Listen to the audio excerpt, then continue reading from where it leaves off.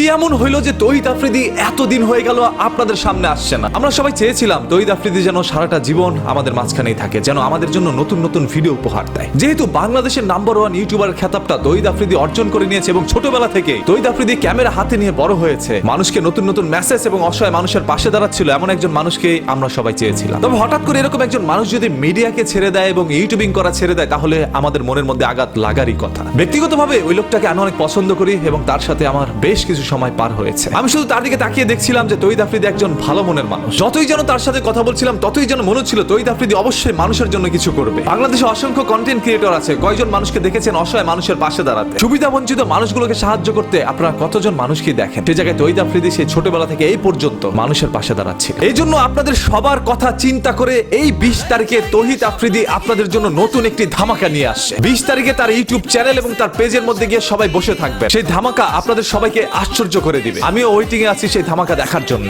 আমি মনে করি আপনারা প্রত্যেকেই তৌহিদ আফ্রিদিকে পছন্দ করেন, আর যারা যারা পছন্দ করেন তারা অবশ্যই 20 তারিখে তার চ্যানেল ভিজিট করবেন। তৌহিদ আফ্রিদি আমাদের কাউকে ছেড়ে চলে যাচ্ছে না, তিনি নতুন নতুন জিনিস নিয়ে আমাদের সামনে আসবে। যেহেতু নানা ধরনের কাজে তিনি ব্যস্ত থাকেন, সেহেতু ভিডিও নিয়ে আসতে একটু দেরি হয়। আর মনে রাখবেন, কোয়ালিটিফুল কিছু বানাতে হলে একটু সময়টা বেশি দিতে হয়। বাই দ্য ওয়ে, আর কিছু বলার নাই, ভালোবাসার মানুষটা ভালোবাসার কিছু নিয়ে আসছে আপনাদের সামনে। 20 তারিখ আমরা সবাই চোখ রাখবো তৌহিদ আফ্রিদির চ্যানেল।